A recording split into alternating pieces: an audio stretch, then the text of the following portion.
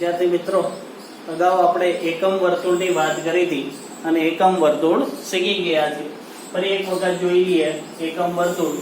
આ આપણું એકમ વર્તુળ છે।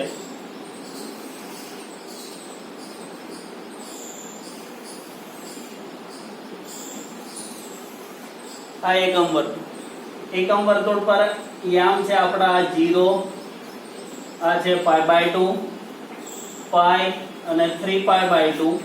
આપણા ઘટકો છે એકમ વર્તુળ પર આ દિશામાં આપણે ફરીએ છીએ।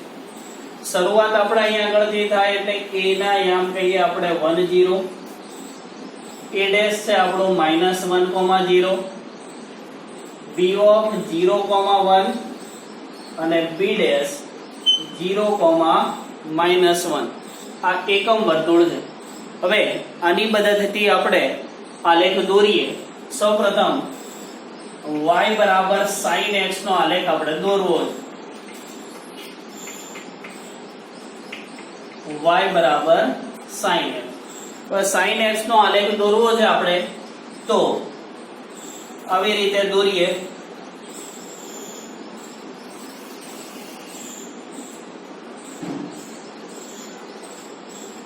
આ બિંદુ આપણું 0, આટલું છે આ π/2, પાઈ 3π/2 અને 2π।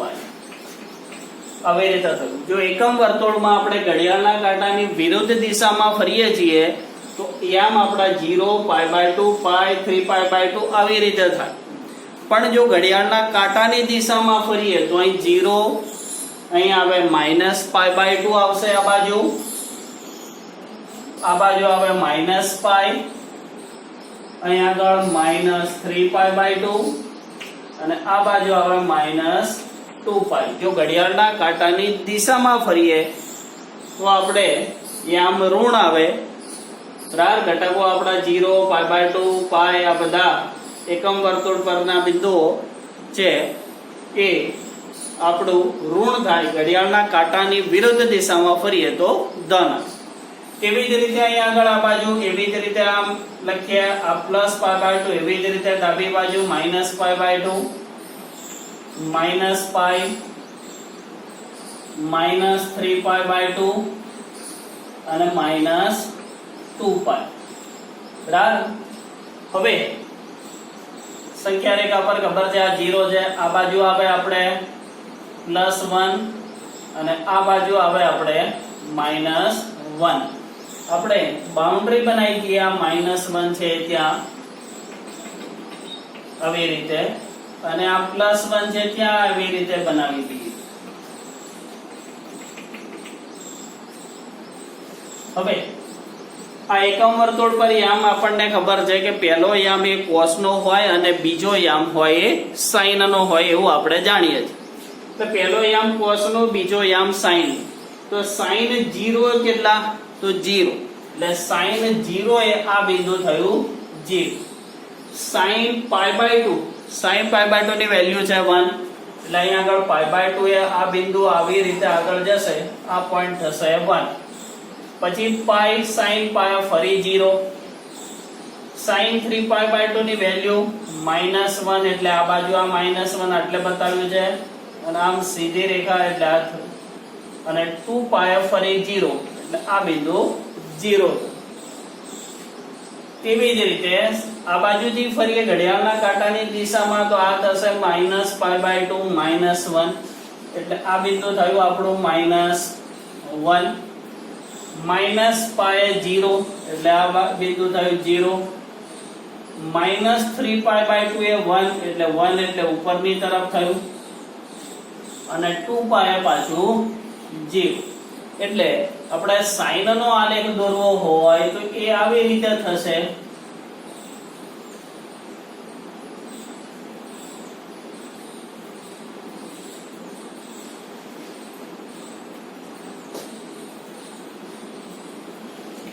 આવી રીતે આપણો sin નો આલેખ થશે। આમ કિંમતો આપણી 0 થી 2π ના એક અંતરાલમાં આખો આલેખ થયો। હવે જેમ જેમ એકમ વર્તુળ પર એક એક રાઉન્ડ પૂરું કરીશું એમ આખો એક રાઉન્ડ થાય એ 2π રેડિયન નો થાય. ફરી બીજો એક રાઉન્ડ પૂરો કરો એટલે 4π, ફરી એક પૂરો કરો એટલે 6π. એમ એકમ વર્તુળ પર આપણે બે રીતે ફરી શકીએ, એક ઘડિયાળના કાંટાની વિરુદ્ધ દિશામાં અને બીજું ઘડિયાળના કાંટાની દિશામાં. હવે ઘડિયાળના કાંટાની વિરુદ્ધ દિશામાં ફર્યા એટલે ચિહ્ન ધન આવશે. ઘડિયાળના કાંટાની દિશામાં ફરીએ એટલે ચિહ્ન આપણું ઋણ આવશે. બરાબર? એટલે 0 થી 2π નો જેટલો આલેખ આપણો થયો આટલો જ આલેખ ફરી 2π થી 4π કહીએ તો આ જ આલેખનું પુનરાવર્તન થાય. એટલા માટે એવું કહી શકાય કે 2π અંતરાલમાં આપણે તેનું પુનરાવર્તન કરી શકીએ. આવી રીતે 0 થી 2π નો જેવો આલેખ મળ્યો એવો જ આગળ 2π થી 4π માં પણ એ જ આલેખ મળે ને એ જ શેપ મળે. એટલે આલેખનું 2π લંબાઈના અંતરાલમાં પુનરાવર્તન થાય એવું આપણે કહી શકીએ. કેમ કે 0 થી 2π આ એક રાઉન્ડ ફર્યા એવું જ ફરી બીજો રાઉન્ડ ફરો તો 4π જ થવાનું. અને યામ આપણા a b a' b' એના એ જ રહેવાના છે. એટલે આપણો આલેખ આવો જ આગળ પણ આવી જ રીતે આમ વધતો જશે. એવી જ રીતે માઇનસમાં પણ આ જ આલેખ આવી રીતે આ જે શેપ છે એવો જ આગળ મળતો જશે. એટલે 2π લંબાઈના અંતરાલમાં આલેખનું પુનરાવર્તન થાય છે માટે એનું આવર્તમાન આપણે 2π કહી શકીએ. હવે આ બાજુ જુઓ તો આ આલેખમાં આપણા 0 પોઈન્ટ છે, π/2 છે, π, 3π/2π આપણે મોટા મોટા પોઈન્ટ લીધા. એની જગ્યાએ હજુ પણ નાના પોઈન્ટ, પૂર્ણાંક, અપૂર્ણાંક લઈ શકીએ. જેટલા પોઈન્ટ વધારે લઈએ એટલો આલેખનો આકાર સારો આવે. આપણે ખાલી સમજવા માટે કે આલેખ કેવી રીતે દોરાય છે એના માટે મોટા મોટા પોઈન્ટ લીધા. પણ ટૂંકમાં અહીંયા આગળ અપૂર્ણાંક પણ લઈ શકાય. એટલે આની અંદર પ્લસ આવશે, માઇનસ આવશે, 0 આવશે આલેખમાં અને અપૂર્ણાંક આવે. એટલે બધી જ કિંમતોનો એની અંદર સમાવેશ થાય છે માટે આનો પ્રદેશ આપણે r કહી શકીએ. બરાબર? એટલે સાઈન વિધેય છે તો સાઈન વિધેયનો પ્રદેશ શું હશે? r.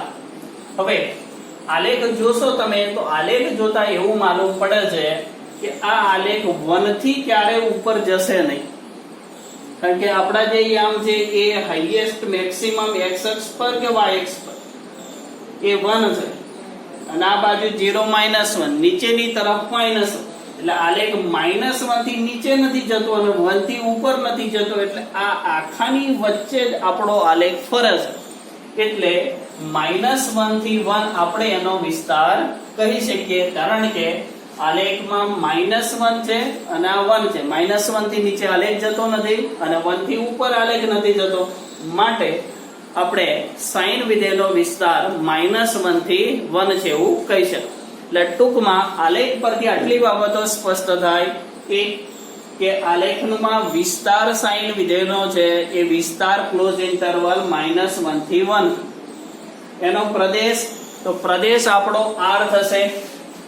આવર્તમાન તો એનો 2π થશે કારણ કે 2π વિધેયના અંતરાલમાં આલેખનું પુનરાવર્તન થાય છે એટલે એનું આવર્તમાન 2π થશે.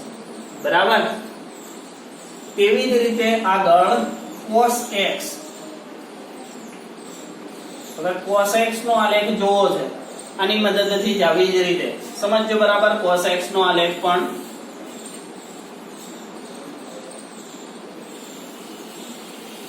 આ y બરાબર cos x નો આલેખ જોઈએ.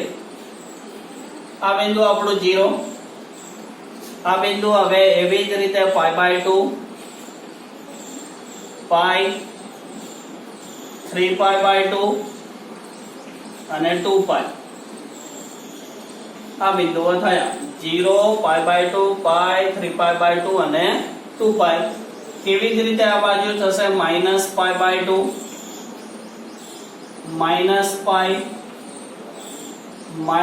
-3π/2 અને -2π. બરાબર? 0, π/2, π, 3π/2, 2π, 0, -π/2, -π, -3π/2 અને 2π. તો આનો આલેખ દોરવો છે આપણે, તો જો આ બાજુ +1 અને આ બાજુ પણ -1 ને આપણે આવી રીતે કરી દઈએ અને આવી જ રીતે -1 ને પણ સીમિત પ્રદેશ કરી.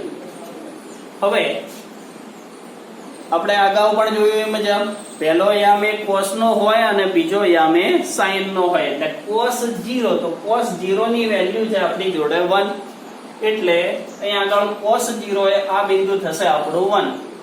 પછી cos π/2, cos π/2 એટલે એ વેલ્યુ થઈ આપણી 0. ત્યારબાદ cos π એટલે એ વેલ્યુ થાય આપણી -1, એટલે નીચેની તરફ આ વેલ્યુ થઈ. 3π/2 એટલે 0 અને cos 2π એટલે 1. આ ઉપરની તરફ આવી રીતે આલેખનો આકાર, આલેખ પરના બિંદુઓ થયા. હવે તેવી જ રીતે ઋણ તરફ, તો અહીંયા આગળ થશે પહેલું એક -π/2 તો 0, એટલે -π/2 એ આ બિંદુ થયું આપણું 0, cos માં જોવાનું છે. પછી -π તો cos π એટલે -1, આ બિંદુ થયું આપણું -1. ત્યારબાદ cos -3π/2 એ બિંદુ થયું 0 અને cos -2π એ બિંદુ થયું આપણું 1. આવું થયું. એટલે આપણે આલેખનો આકાર આવી રીતે મળશે.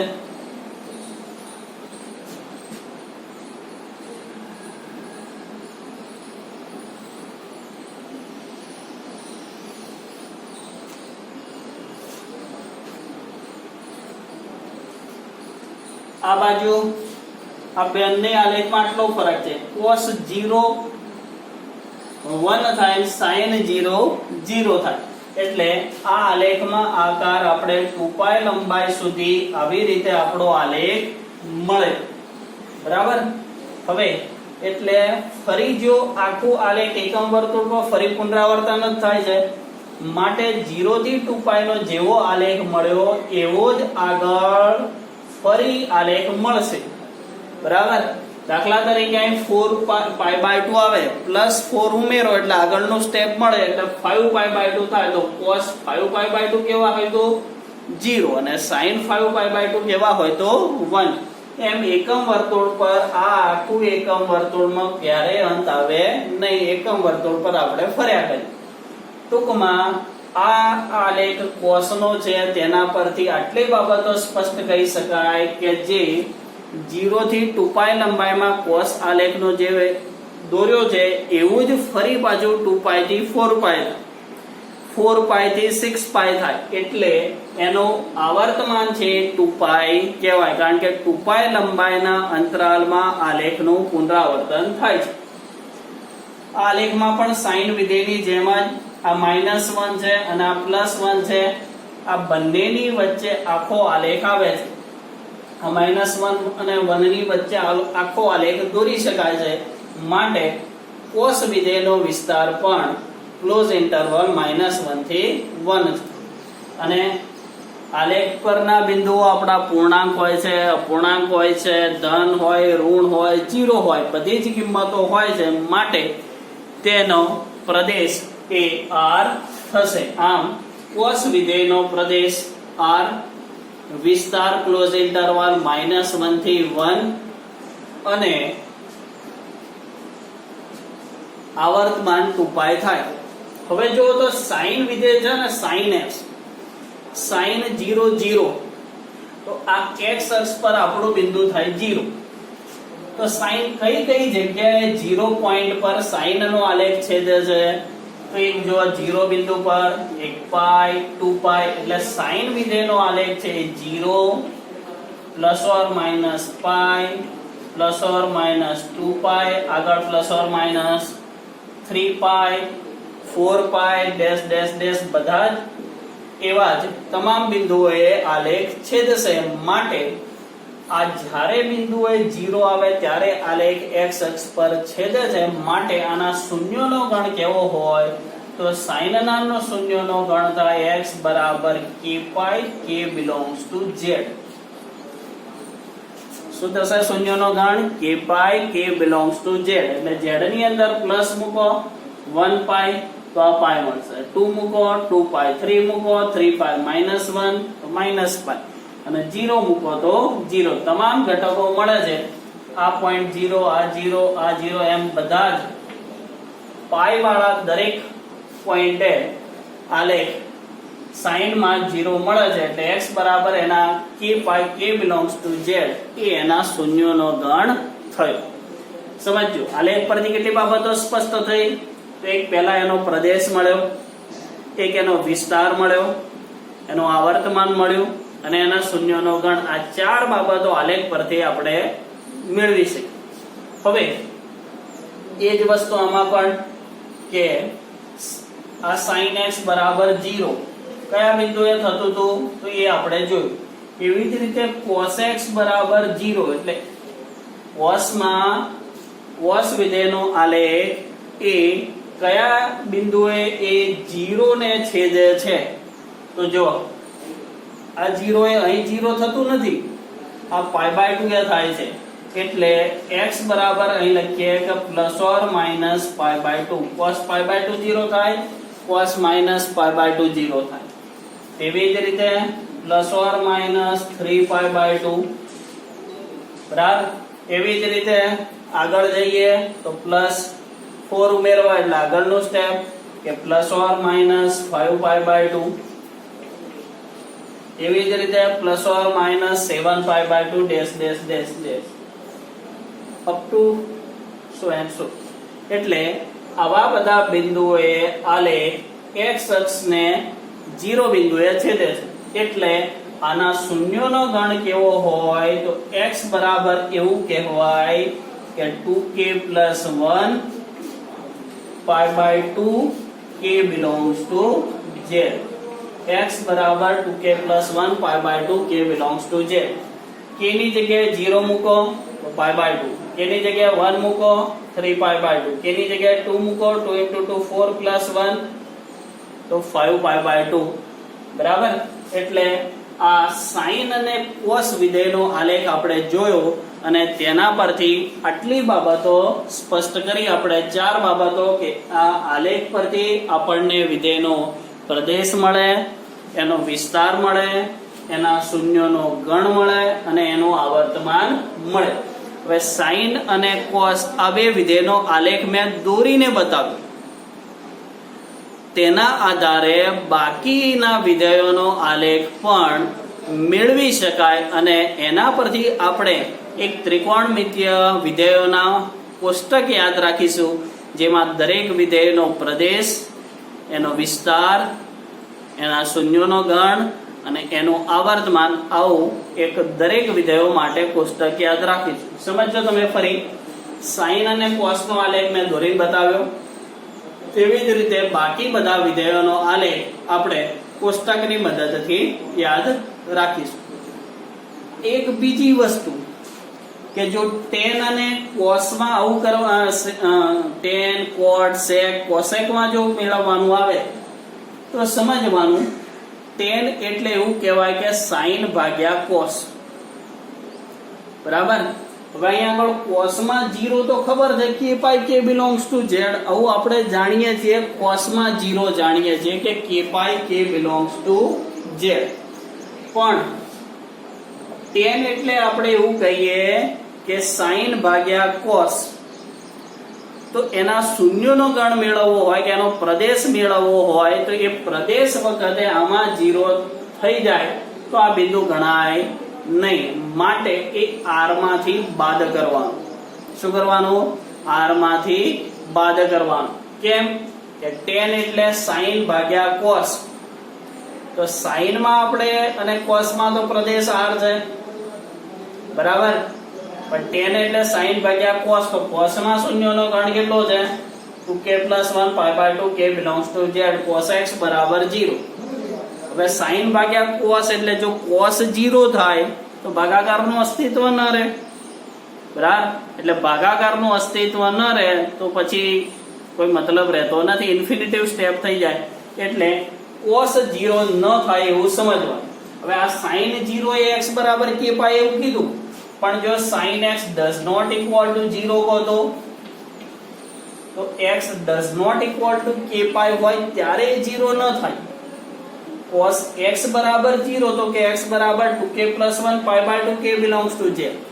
પણ cos x does not equal to 0 તો x does not equal to આવું થાય કે cos x જો does not equal to 0 તો x does not equal to 2k + 1 pi by 2 k belongs to z. એટલે tan નો પ્રદેશ આપણે મેળવવો છે તો sin ભાગ્યા cos થાય, તો cos 0 ન થાય ક્યારે તો કે 2k + 1 pi by 2 k belongs to z.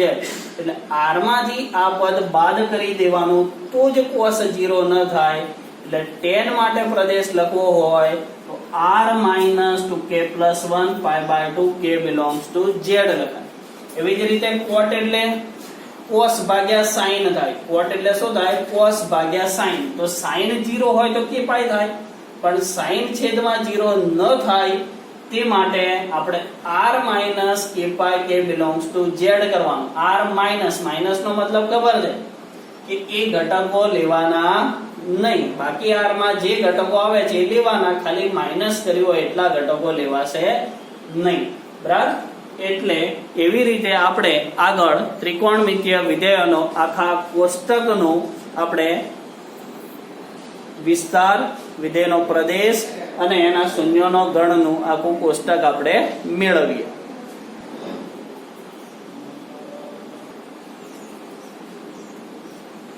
ત્રિકોણમિતીય વિધેયનો પ્રદેશ, વિસ્તાર, શૂન્યનો ગણ અને એનો આવર્તમાન આપણે મેળવવું છે. વિધેય આપણે જાણીએ છીએ મુજબ sin, cos, tan, cot, sin, cos, tan, cot,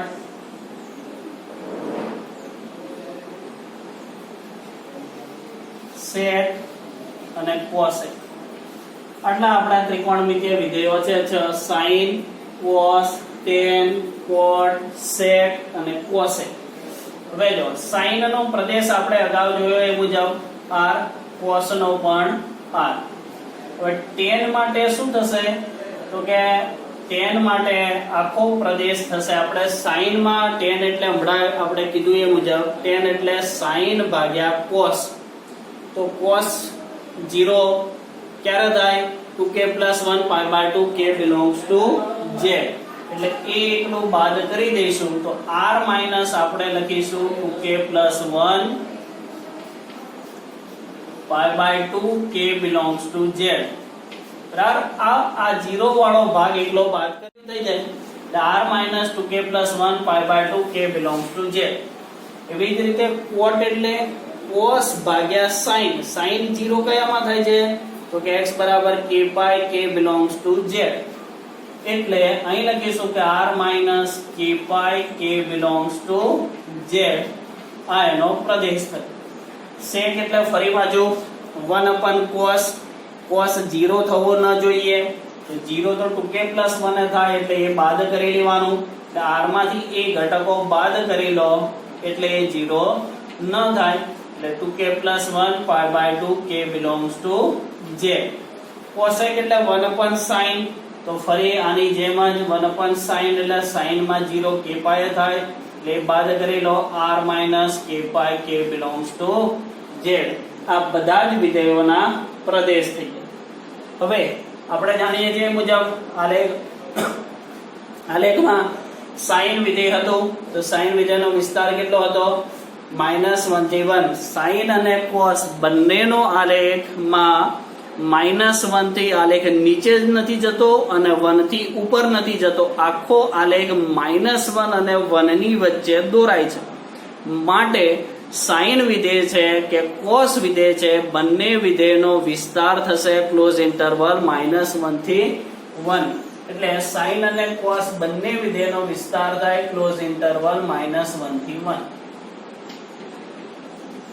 tan અને cot માં ઓકે ઘટકો બધા જ આવશે r, sec અને cosec માં તો આ -1 અને 1 સિવાયના ઘટકો એટલે r માઈનસ ઓપન ઇન્ટરવલ -1 અને 1 અને આ પણ r માઈનસ ઓપન ઇન્ટરવલ -1, 1 અહીંયા આગળ sec વિધેય છે તો અહીં sec થીટા અને આ બાજુ cosec છે એટલે અહીં લખી શકાય કે sec થીટા ગ્રેટર ઇક્વલ 1 અને sec theta less than equal -1 બરાબર આ sec theta less than equal minus તેવી જ રીતે આમાં પણ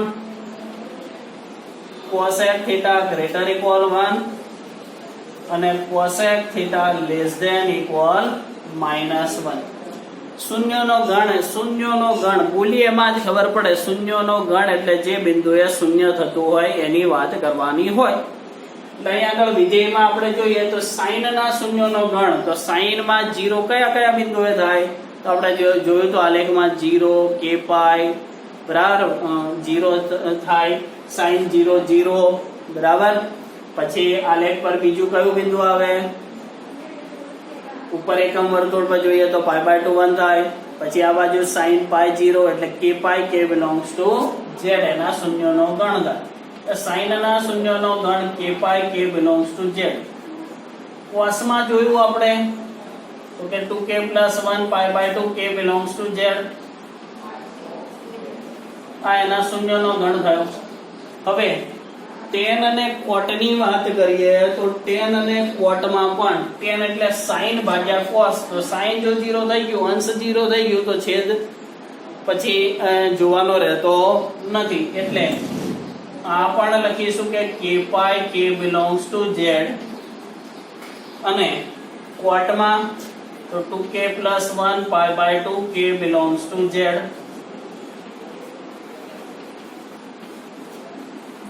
sec અને cosec બંનેના શૂન્યનો ગણ એટલે ખાલી ગણ sec એટલે 1 cos અને cosec એટલે 1 sin જો sin 0 થઈ જાય તો પછી અસ્તિત્વ રહેતું નથી એટલે બંનેના શૂન્યનો ગણ એક ખાલી ગણ થશે આવર્તમાનમાં sin અને cos વિધેયનો આલેખ છે 2π લંબાઈના અંતરાલમાં પુનરાવર્તન થાય છે માટે એનું આવર્તમાન 2π થયું એટલે ટૂંકમાં એવું યાદ રાખીશું આપણે કે tan અને cot નું આવર્તમાન પાઈ બાકી બધાનું 2π એટલે બાકી બધામાં કયા આવે તો sin 2π cos નું પણ 2π tan નું પાઈ cot નું પાઈ sec અને cosec એ પણ sin અને cosec ના વ્યસ્ત છે બરાબર cosec છે sin નો વ્યસ્ત છે sec છે cos નો વ્યસ્ત છે એટલે આવર્તમાનમાં tan અને cot નું આવર્તમાન પાઈ થશે બાકી બધાનું 2π થશે બરાબર એટલે ફરી સમજો આખું કોષ્ટક કે ત્રિકોણમિતિય વિધેય છે આ એનો પ્રદેશ છે આનો વિસ્તાર છે શૂન્યનો ગણ છે અને આવર્તમાન છે sin cos tan cot sec cosec આવા વિધેય બંનેનો પ્રદેશ r - 2k + 1 π/2 k belongs to z r - k pi k belongs to z ફરી આ રિપીટ થશે વિસ્તારમાં sin અને cos માં બંનેમાં ક્લોઝ ઇન્ટરવલ -1 થી 1 tan અને cot માં r sec અને cosec માં r - open interval -1, 1 sec θ greater equal 1 sec θ less than equal -1 એવી જ રીતે cosec શૂન્યનો ગણ k pi k belongs to z 2k + 1 π/2 k belongs to z ફરી પાછું k pi ને 2k + 1 છેલ્લા બે ખાલી આવર્તમાનમાં tan અને cot નું આવર્તમાન પાઈ બાકી બધાનું 2π આ જ રીતે જો ત્રિકોણમિતિય વિધેયનો આપણે ફરી વિસ્તાર શોધવો છે પણ કેવું કે માનાંક સ્વરૂપમાં હોય એટલે અહીં આગળ લખીએ ફરી કે ત્રિકોણમિતિય વિધેયનો વિસ્તાર ત્રિકોણમિતિય વિધેયોનો વિસ્તાર એટલે માનાંક સ્વરૂપમાં હોય ત્યારે શું થાય સમજજો આવું હોય કે modulus of sin θ cos θ tan θ અને cot θ તો sin અથવા sin સ્ક્વેર હોય, sin સ્ક્વેર થીટા અથવા cos સ્ક્વેર થીટા, બરાબર, sin થીટા cos થીટા, એવી જ રીતે અહીં cos સ્ક્વેર, એવી જ રીતે અહીં tan સ્ક્વેર થીટા અને એવી જ રીતે અહીં cot સ્ક્વેર થીટા. વર્ગ વાળું હોય અથવા માનાંકમાં હોય તો એનો વિસ્તાર થાય sin સ્ક્વેર નો ક્લોઝ ઇન્ટરવલ 0 થી 1, cos સ્ક્વેર sin અને cos નું સરખું થાય એટલે sin square cos square close interval 1, tan square greater equal 0 અથવા r પ્લસ યોગ 0 પણ કહી શકાય તેને. અને એવી જ રીતે મોડ્યુલસ ઓફ sec થીટા અને મોડ્યુલસ ઓફ cosec થીટા.